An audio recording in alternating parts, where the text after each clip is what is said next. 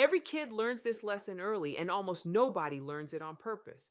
Nobody sits a child down and explains the rule. They just watch it happen once, and it sticks for life. Someone tells the teacher what really happened, and instead of the wrongdoing getting addressed, the reporter gets the fallout. Suddenly, they're the one who can't take a joke, the one who made a big deal out of nothing, the one nobody wants at their lunch table tomorrow.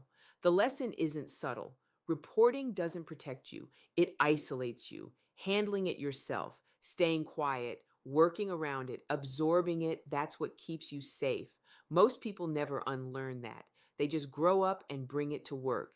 Here's how it gets relabeled piece by piece. Snitching becomes not being a team player.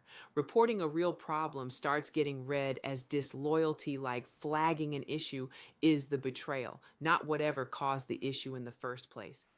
Getting someone in trouble becomes creating drama. The person who raises a legitimate concern gets treated as the source of the tension, even though the tension existed before they said a word. They just made it visible. And the most common one, why didn't you just talk to them directly? This one sounds reasonable. Sometimes it even is reasonable. But it quietly shifts the entire burden back onto the person with less power, expecting them to manage a conflict with someone who may have more authority, more tenure, more social capital in the room. It assumes direct conversations always work. It assumes they're always safe. For a lot of people, in a lot of situations, neither is true. So people do exactly what they were trained to do on a playground 20 years earlier. They stay quiet. They work around the problem. They absorb it because absorbing it feels safer than being known as the person who reports things. And this is where it gets expensive for the organization, not just the individual.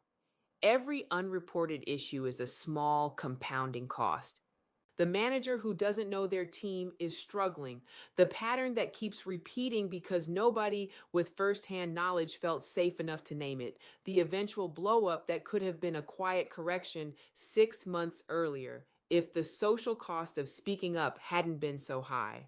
Leadership often wonders why people don't report things sooner. This is why. The reporting system was never actually broken. The social training underneath it was built years before anyone walked through the door, reinforced every time someone got labeled difficult for simply telling the truth. If you want people to actually report problems, the goal isn't a better hotline or a more anonymous form. It's addressing what happens to the last person who spoke up. Because everyone else is watching that outcome, deciding in real time whether staying quiet is still the safer bet. The social penalty for reporting was installed on a playground. It just followed everyone to work. I'm Dr. Lamar Spencer. Subscribe to my channel, share this video, and follow me on all platforms.